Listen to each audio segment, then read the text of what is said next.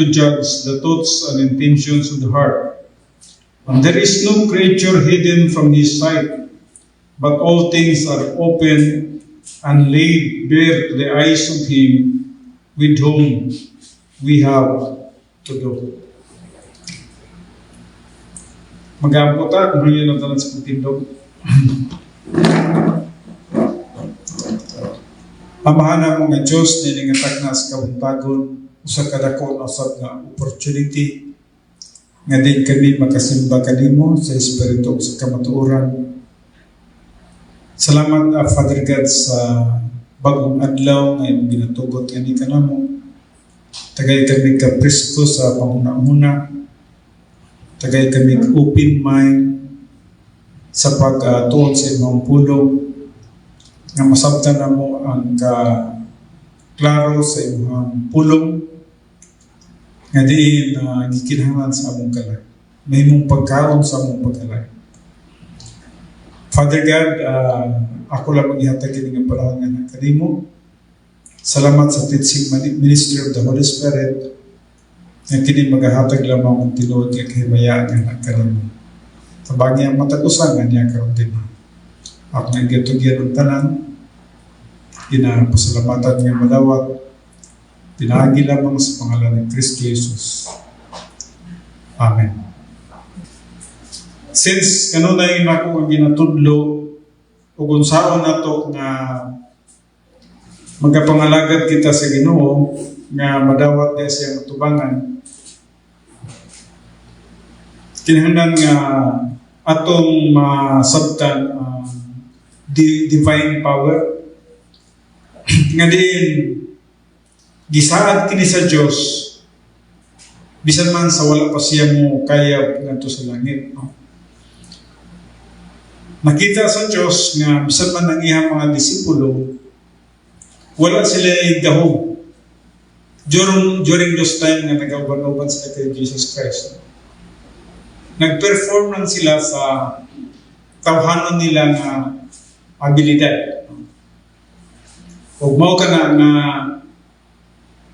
ang uban kanila tungod kay tawhanon adunay mga panahon nga nasa lay tinuod nga pagtuo sama kay Peter, nakalakaw siya sa tubig pero pagkataw-taw niya na tatawhanon na po siya, lunod na po siya. So during those time, samtang nag-uban-uban sila kay Jesus Christ, sulod sa tulo ka tuyong tunga, nagkinabuhi lagi sila na nagabase sa ilang tawhan ng abilidad. Ubusat si Jesus Christ, nagapanagna ng daan o ihang ginasulti ang saad sa Diyos nga mahan. Diri sa John 7:37 to 39, nagaingon dinhi, ug unya sa katapusang adlaw, ang labing dakong adlaw sa pista, si Jesus nitindog ug misinggit nga nag-ingon, kung adunay taong giuhaw, murag nagpilit pa akong nilo. Kung adunay taong giuhaw, umari siya kanako o uminom. Sa musalig kanako, sumala sa gingon sa kasulatan, gikan sa iyang kasing-kasing, mudagayday ang mga sapa sa tubig nga buhik.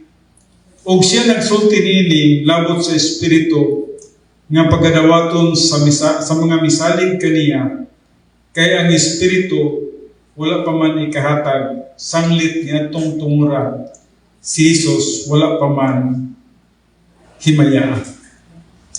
Na itong nakita din nga, nini nga panahon, si Jesus Christ, kauban niya ang iyang mga disipulo.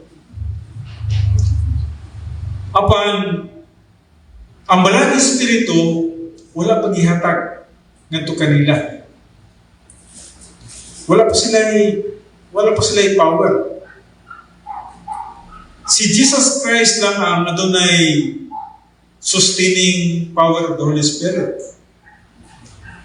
So, magtanaw siya sa iyang mga disipulo, tawhanon gyud ang ilang mga panggawi.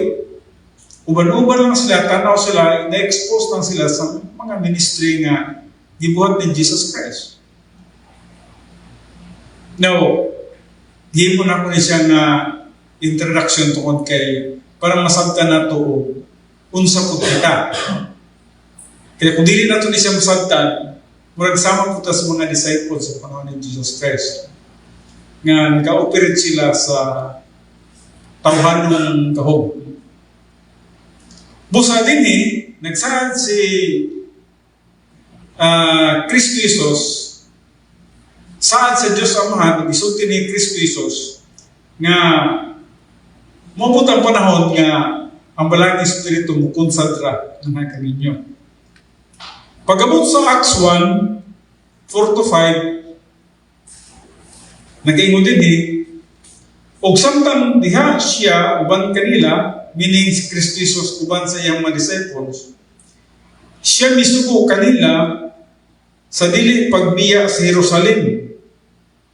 Mao na ning panahon na nga katong mukayabay na siya mo adtuay na sa langit ba, no? Pero nagsugo siya sa iyang mga disipulo bingin siya nga pabilin mo sa kamo diha sa Jerusalem. Ngano ka namingon siya misugo kanila sa dili pagbiya sa Jerusalem, kundili sa pagpaabot sa gisaad sa Amahan. Kung sa gisaad sa Amahan, ang pagkunsad sa balang Espiritu. Nga matod pa niya, inyong nadungog gikan kanako, meaning gisulti ni Kristo Jesus ngadto kanila. Kay si Juan sa pagkatinuod, nagpangbautismo sa tubig, apan sa dili madugay ang igabautismo kaninyo mao ang Espiritu Santo. Meaning, ang mga disipulo, bisan disciple sila, powerless pa sila. O pa sila power. Di pa sila maka-perform sa espirituhanon ng mga butang. Kung sa ginas na, ulat sa mula sa Jerusalem, minilis, dili, daghan ng mga adlaw gikan karon, maabot ra ang balaan, espiritu kung sa dalan na kanina. Just remember sa Christian way of life, kung dili ta gigamhan sa balang espiritu, ayaw sa trabaho, ayaw sa lakaw. Wala kay power. Dili ka maka-perform. O ganit din in Islam. Pabilin sa mo sa Jerusalem hangtod ng kunsad ang balang espiritu nga kaninyo. Now, pag-abot na sa Acts 1:8, nag-ingon din apan kamo magdawat hinuon o gahom sa diha nga kakunsaran na kamo sa Espiritu Santo. Sa iyang ingon, apan kamo magdawat hinuon o gahom sa diha nga kakunsaran na kamo sa Espiritu Santo.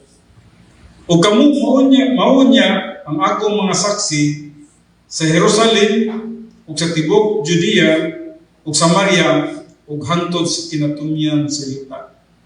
Now, pagkanindot sa istorya, kung imong pagkatanawon, gikan sa saad sa Amahan nga gisulti ni Jesus Christ, nga nakita sa Diyos nga, kasi ang Diyos man lang na power.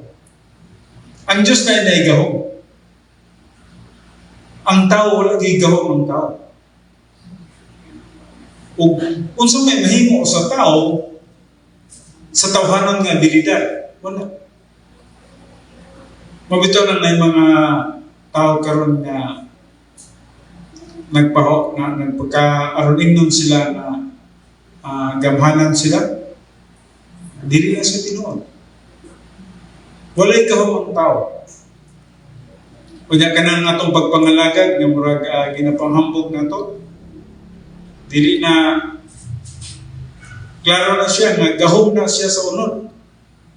Dili na siya gahom sa espiritu. Ang progress sa ministry dependent siya sa power of the Holy Spirit. Ug ang atong pagpangalagad, nganong nga nagapangalagad kita, tungod sa gahom sa Balang Espiritu. Kung wala kita gigaman sa Balang Espiritu, wala. Walay power. Walay gahom. Ug busa pag-abot diri sa Acts 1:8, pag-ingon niya, apal ka mo, magadawat hinuon o gahom. Na naday gahom na iyang ihatag. No? Sa diha, kamo kakunsaran na kamo sa Espiritu Santo. So sa diha, ang mga apostoles, na kunsaran na sa Balang Espiritu, mahimo daw sila mga saksi, gikan sa Jerusalem, sa Judea, sa Samaria, ug hangtod sa kinatumian sa yuta. Ug yes, tinuod ka na. In fact, ang may balita, niabot hindi ka na to. Now, pag-abot diri sa Acts 2:1-4, diri sa Acts 2:1-4, mao gini ang sinugdanan sa pag-abot sa gahom. Diri nagsugod ang gahom, power of the Holy Spirit. Sa 30 AD.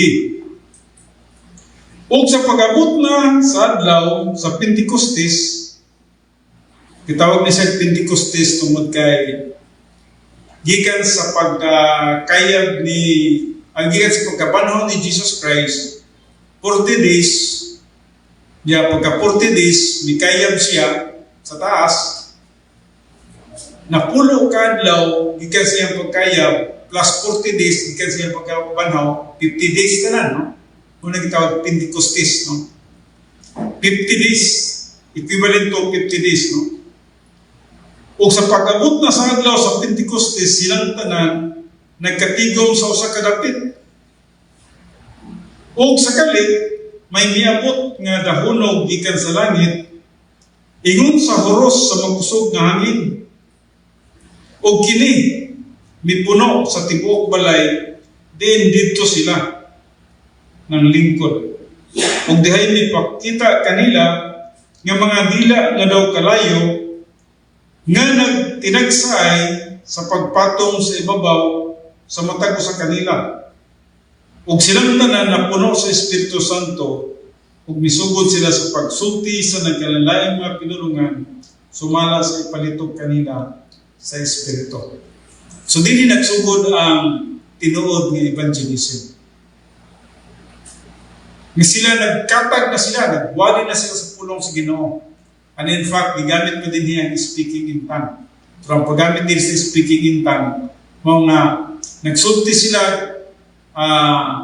kung baga, bisag lahi na pinulungan ang ilang ginasultian, ang manunggan sa katong lahi na pinulungan, ilang pinulungan.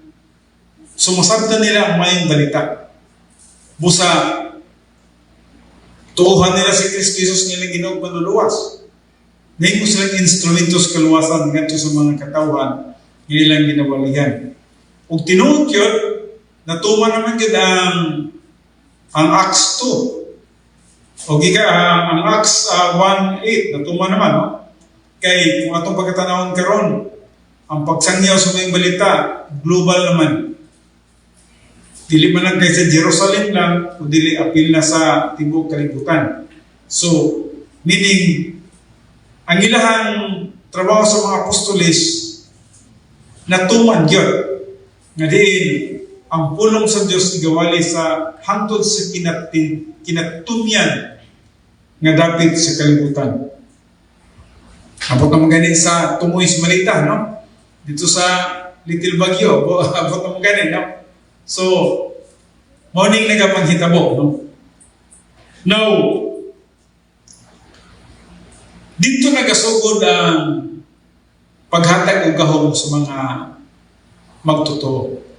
Nagsugod sa Acts 2:1-4 na nanas lay gahom. Sa nagdaga ng mga panahon, kining gitawag na to doktrina sa gahom sa Balang Espiritu, wala kayo na pasabot kini siya. Ug mao kana nga ang mga katawhan sa atong panahon karon, mga magtutuo sa atong panahon karon, dili pa makamao mo gamit sa gahom. Wala pa kay balo mag unsa ba kinabuhi ni espirituhanon. Now,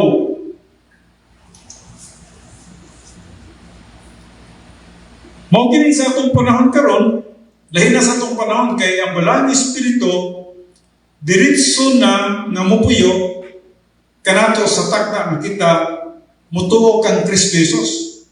So, sa ilang panahon, murag, kaya wala pa man mo puyo ang balang espiritu sila, habi sa tino, disciples na sila, giingnan man sila nga, hulat sa mo sa Jerusalem, hangtod na mukunsad ang balang espiritu. And then, napulong kadlaw, mikunsad ang balang espiritu nila, dungan yun, no? Usa sila kapanimalay, mikunsad ang balang espiritu, kung nga sila power. Dito nga panahon, nagawalin na sila sa mga balita. Katag sila. Now, sa itong panahon karon lahi, kaya kato, ang pagsugod man to, kaya nadungan sila, sa itong panahon karon, si bisan kinsa nga mutuo kang Kristo Jesus, ngayon Ginoo manluluwas, automatic sudlan sa balang espiritu. Itawag indwelling of the Holy Spirit. Now, ngayon importante na masabda na ito ang indwelling o ang pagpuyo sa balang espiritu. Importante ka na siya kay hangtod na dili mo masabdan na nasa sa sulod sa iyong kinabuhi, dili ka kabalo mong protect sa iyong Christian way of life. Dili ka kabalo sa Christian service. Dili ka kabalo. Kay supposedly, nasa sa sulod sa imong kinabuhi to protect. Dapat maproteksyonan ang imong pagkatao, ang imong integridad. Maglikay ka sa sala. Ganun maglikay ka sa sala, kaya nasa sa sulod sa imong kinabuhi. Pero ang tao, dili niya na masabtan ang indwelling of the Holy Spirit, magpaturato yun na siya, bisag sala, okay ra. Di siya makasabot unsay iyang gibuhat. Di niya masabtan nga iyang gibuhat di ay labas na niya sa kabubuton sa Diyos. So, ang purpose sa indwelling of the Holy Spirit, mauunta ang pagtabang kanimo nga magbadaogon ka sa iyong Kristiyanong pagkinabuhi. O mo ka na nga diri sa Episo 1:13, nagaingon, pinaagi kaniya kamusab sa pagkadungog ninyo sa matuod nga pulong sa may balita, mahitungod sa pagluwas kaninyo, o sa nagpanuo ng kamo, kaniya, gitimbrihan kamo, nga gitimbre mao ang gisaad ng Espiritu Santo. So gitimbre, no? Silyo. Now, lain nga doctrine ang sealing of the Holy Spirit sa indwelling of the Holy Spirit. Pero kung imong pagkatanawon, simultaneous niya silang nagapanghitabo. Ang silyo, ang katuyuan sa silyo, mao nga ikaw, iyahan na. Tibaan nga ikaw, iyan na. Isilyuhan ka nga. Wala na gayon magkakuha pa sa imo ha. Akuha ka na. Hantod na sa pagbalik na ko. Wala na gayon makailog di mo gikan ka na ko. Naghiskot may tungod sa eternal security. No? Ang sealing. Ang indwelling, lahi, kaya ang purpose sa indwelling, para na makaperform ka sa inyong Christian way of life. So, nasiya sa sunod sa itong kinabuhi, para na makaperform kita, natay power sa itong Christian way of life. Ubusa din na sa 1 Corinthians 3:16.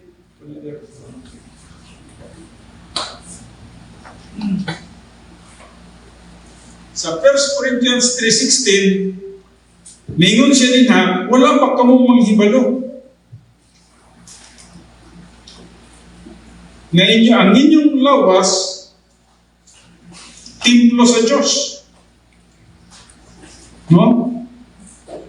Now, diri na wala pa kamong masayod, nga kamo templo sa Diyos. O nga ang Espiritu sa Diyos nagpuyo diha sa sulod ninyo. Kung adunay mulaglag sa templo sa Diyos, siya pagalaglagon sa Diyos, kaya ang templo sa Diyos balaan o kanang templuha mao kamo. So sa ako ng gingon, ang purpose niya ay sa indwelling of the Holy Spirit para protection sa inyo. Ang purpose sa indwelling of the Holy Spirit, kung anong nasa sa sulod sa inyong kinabuhi, aron na maproteksyon na inyong integridad. Aron na inyong kinabuhi, dili maulawan. Dili maglunang sa sala sa pagkinabuhi sa kalibutan. Ay lisod nung kayo, Kristohanong tanya, naglunang pagyapon sa sala. Puno pagyapon garbo. Puno pagyapon pagpasikat. Puno pagyapon kasuko. Ubusa, mao kanang katuyuan nga ang Malang Espiritu misunod sa atong kinabuhi sa takna nga kita nito kang Kristo Jesus. Mi-indwells sa kinabuhi sa kamang totoo. O kung atong tanawon pagmayo kining verse 17, kung adunay mulaglag sa templo sa Diyos, siya pagalaglagon. Kaya ang templo sa Diyos balaan kanang templo mao kamo. Kisa daw templo sa Diyos? Kamo. So kung imong gidaot ang templo sa Diyos, nagayon siya, paggalaglagon po ka. Pero salamat sa Diyos, no? Kinaganta mo kasala, wala yung nagilaglag sa Diyos. So gusto di, kitang tanan, wala na siguro tatakaroon kung i-apply niya ni. Kaya matagkaroon ko niya, wala man tayo pagkamping sa ato ang Christian way of life. So gusto di, kitang tanan, dili ta ngayon niya mabuhi pa. Pero ang Diyos naghatag pa natin kinabuhi. Ang mga priorities na to, kalimutan. Pero gibutangan kita o Holy Spirit sa sulod sa itong kinabuhi, sa katuyuan nga kita magkinabuhi nga tinuod nga Kristohanon. Ubusan mo siya. Kung adunay mulaglag sa templo sa Diyos, saan sa paging mulaglag sa templo sa Diyos?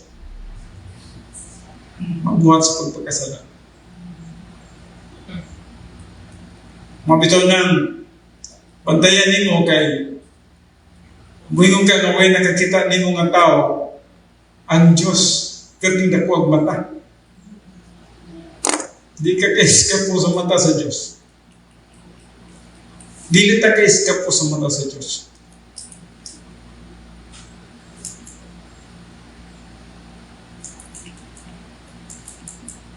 Samtang muni-muni ko itong pilakadlaw na kung ang kalintura, hindi makaipusog ang kalintura, pero kung hindi ba ganang samok sa lawas. Plus, ang tiyan po din mo, sige ka ng tingog. Pero may makina sa lalong na nagigaling. Siguro muni-muni ko, kung naman siguro akong kinabuhi, basig panahon naman yun siguro ni nga basig kuhawa at tas ginoon ini kay na naman yung balatianan, no? Masaya maka-analyze ko nga basig akong gilaglag ang templo sa Diyos, no? I just thought na magkapangutana ko mo na yan, nga basig ang templo sa Diyos inyong gihugawan. Basig ang templo sa Diyos akong nahugawan. Especially nga nagatudlo ko sa pulong sa Diyos. Pero I'm still alive. na pasay purpose akong kinabuhi, magtudlo pagani ko sa Santo Tomas po. So, bantayan na ito akong kinabuhi. Ang Diyos, grasyoso rin kayo siya. Grasyoso rin kayo siya. Ang atong lawas mo ang templo sa Diyos, o kay kinitimplo man sa Diyos, dapat atong ampingan kin siya. Atong himuon nga welcome ang balang Espiritu sa atong kinabuhi. Dili nato sundan og sala. Kaya kung sundan nato og sala, mao kana siya ang nagpa-unwelcome sa balang Espiritu. Dili niya gusto na. Kung sama na ang gilaglag nato ang templo sa Diyos. Baligon ako, kung adunay mulaglag sa templo sa Diyos, siya pagkadaglagon sa Diyos. Kaya ang templo sa Diyos balaan, ang kanang templo ang mautang. Just remember that. No? Balaan ang Diyos. Dili niya gusto nga sa iyang gipuy-an na ang sala. Dili pwede ang Diyos mag-ipon sa sala. So kung nagbuhat ta og sala, ang templo sa Diyos, gigunog na ito. Now, pagkabot din sa 6:19 to 20, wala ba kamo masayod nga inyong lawas templo sa Espiritu Santo nga nagapuyo sa sulod ninyo o nga kini inyong nabatunan gikan sa Diyos. Kamu dili na inyo sa inyong kaugalingon, kay gipalit na kamo sa usa ka bili. Busa himayaan ninyo ang Diyos diya sa inyong lawas. So dili na daw kamo ang tagiya sa inyong kaugalingon. Kamo gipalit na sa Diyos. Busa ang muti pasabot, busa himayaan ninyo ang Diyos diya sa inyong kaugalingon. So unsang paagi nga inyong mahimaya ang Diyos? So unsang paagi nga atong mahimaya ang Diyos sa atong kaugalingon? Magkinabuhi kita ng tarong. Magkinabuhi kita ng in fellowship with God. Kanunay na ako nang gina-explain dyan. Dapat di kita mag-compromise. Dapat magkinabuhi kita nga uyon sa kabubuton sa Diyos. Ugmo ka na ang katuyuan sa subject nga spirituality. Ugutson sa pagkinabuhi ng espirituhanon. Spirituality, the absolute status of the church's believer, whose soul is filled with and controlled by the Holy Spirit, and who is thereby in fellowship with God. Muna kabubuton sa Diyos, nga magkinabuhi ng espirituhanon. Kung magkinabuhi kang tawhanon, wala tayong gahong. Tildi ka. Sama sa atong ibasa sa unang mga panahon na ang mga disipulo, tawhanon din sila. Naguban-uban sila ng Jesus Christ. Pero tanawa rin ko na nilang mga kinabuhi, mga badlungon. Sa dihang ningiyon si Kristo Isus sila, pagampo ka mo, na natulog siya.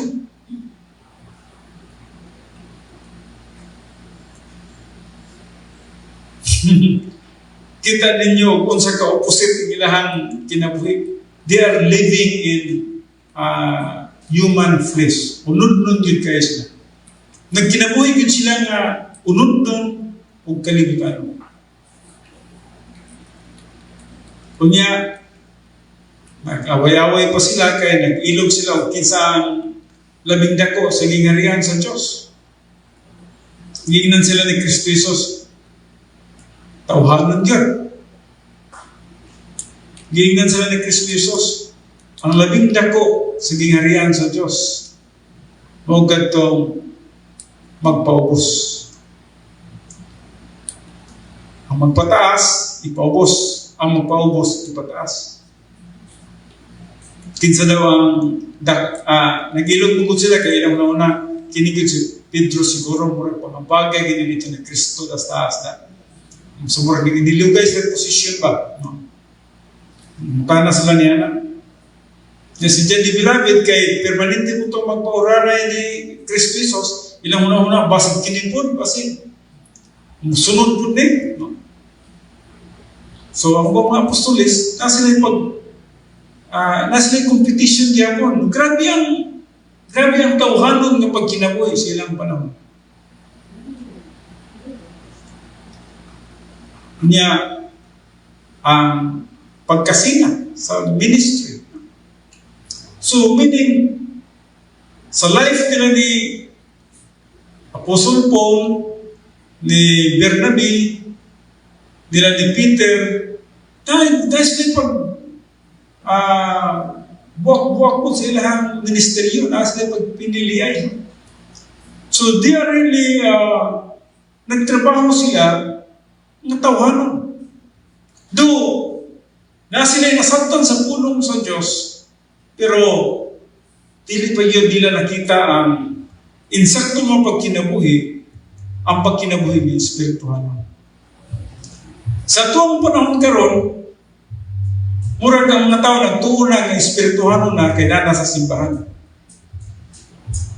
Dili na siya tinuod. Wala nagpasabot nga ang usa ka tawo na sa simbahan, Espirituhanon. Pwede kang Espirituhanon na kasisunod sa simbahan. Pero dili garantiya nga mahimo kang Espirituhanon kaya sa simbahan. Mahimo lang kang Espirituhanon diya sa simbahan sa dihang adunay gitawag na to paggamit sa 1 John 1:9. When there is no unconfessed sin in your life, sa dihang ang imong sala nga nahinumduman ganin ang butag gabi imong gi-confess sa Diyos. By that time nga gi-confess nimo, nahimo kang nabalik sa pagpakig-fellowship sa Diyos. O sa dihang wala ka nagbuhat og sala, wala ka nagunahuna og sala, Espirituhanon ka. So, dili garantiya, no? O maybe, pag-abot mo sa simbahan, di na pa ka nag-rebound technique, di na pa ka nag-1 John 1:9, so Espirituhanon ka sa sunod sa simbahan. Pero kung nakaisala, nagidala din sa simbahan, ayaw pagtuong, Espirituhanon ka. Di sulod kag simbahan na nagdala ka sa imong sala, you are not spiritual. You are carnal. So, no unconfessed sin in our life, living in righteousness in time, kaya dili mo pwede nga mayroon ka nga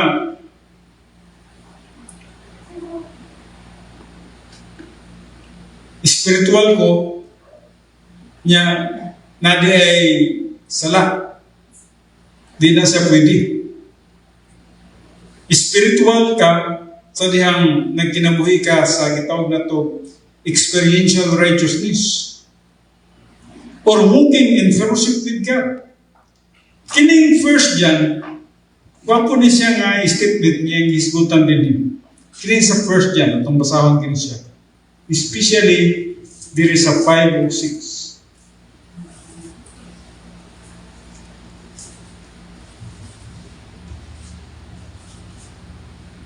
5 minutes lang, no? Hindi, ano, no?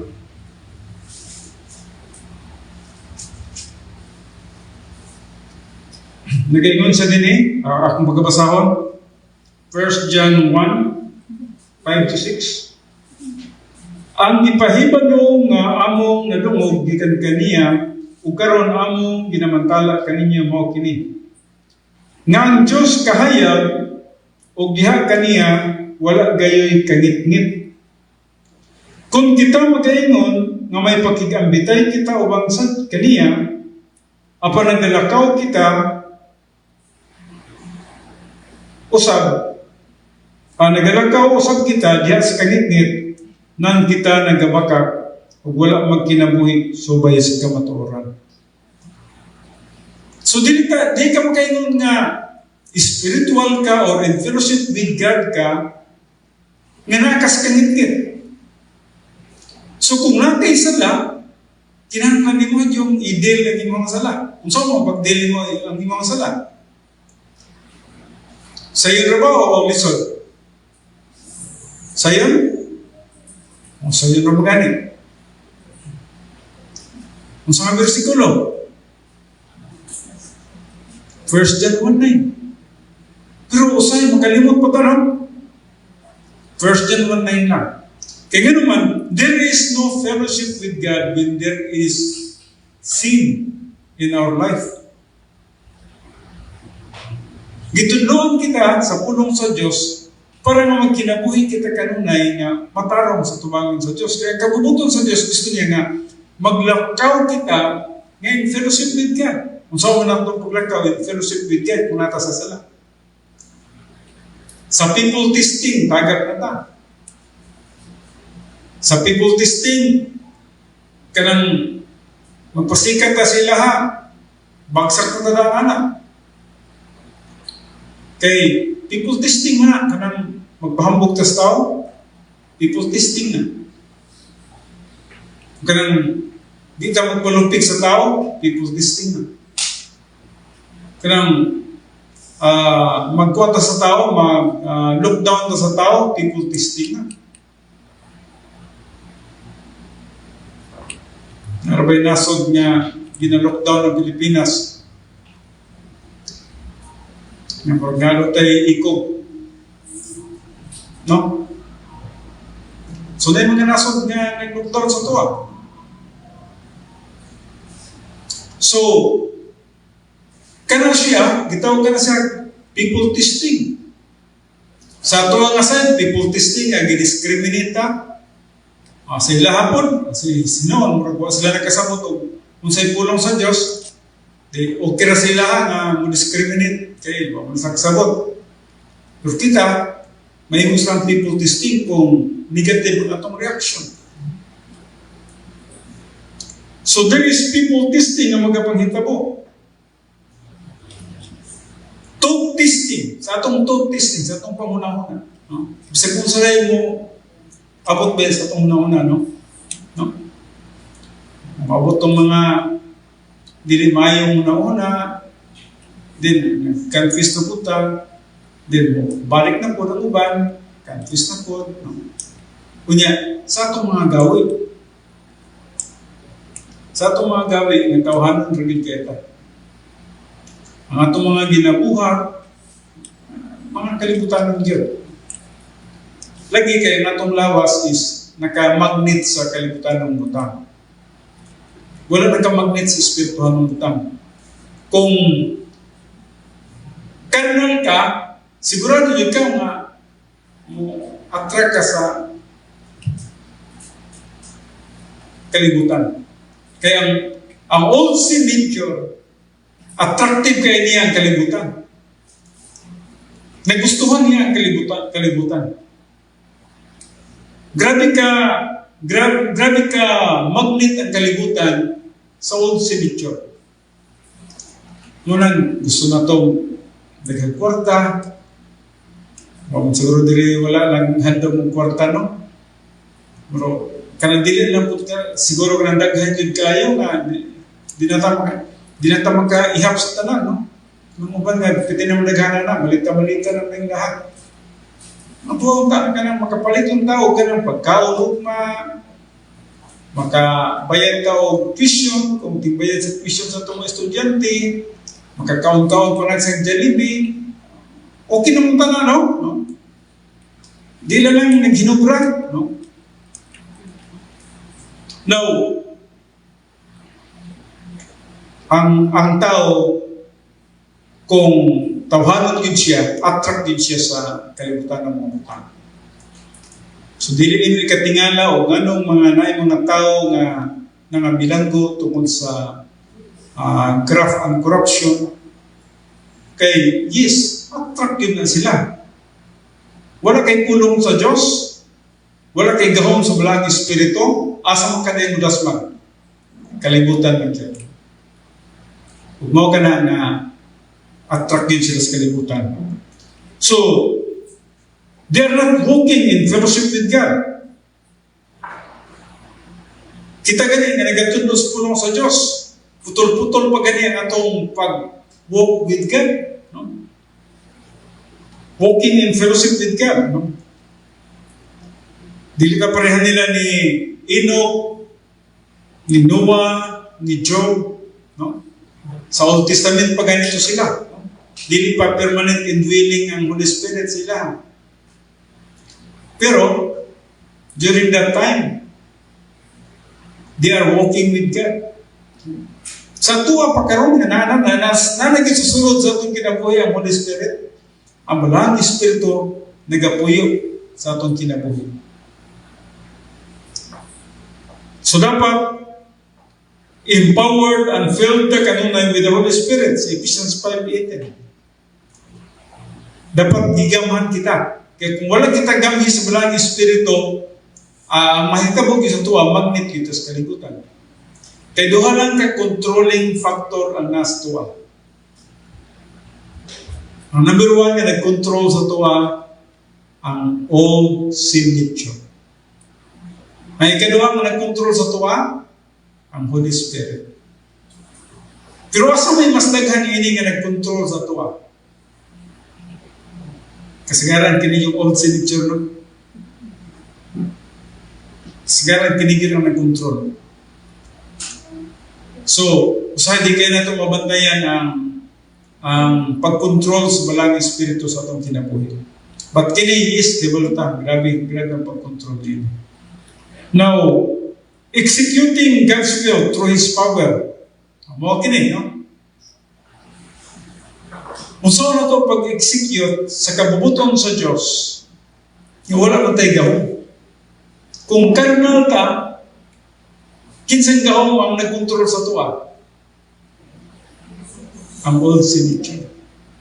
Unsa na to pag-fight sa atong kaaway nga ang old sin nature may nagkontrol sa tuwa?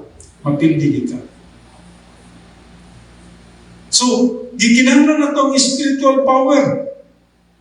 Kung ito na nga si Sicaraya, sa ilahang panahon ni Sicaraya, dili pa permanent indwelling ang Holy Spirit. Pero kadali itong pagbasa ko, no? Kaya nindot nga mabasa natin ka na. Sicaraya 4:6.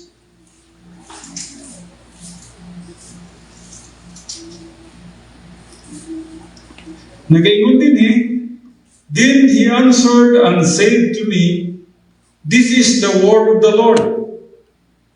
Zerubbabel, saying, Not by might, nor by power, but by my Spirit, says the Lord of hosts. Not by might, nor by power. Ayaw saligi ang imuhang kusog. Ayaw saligi ang imuhang gahom. Kundi saligi ang gahom sa Balang Espiritu.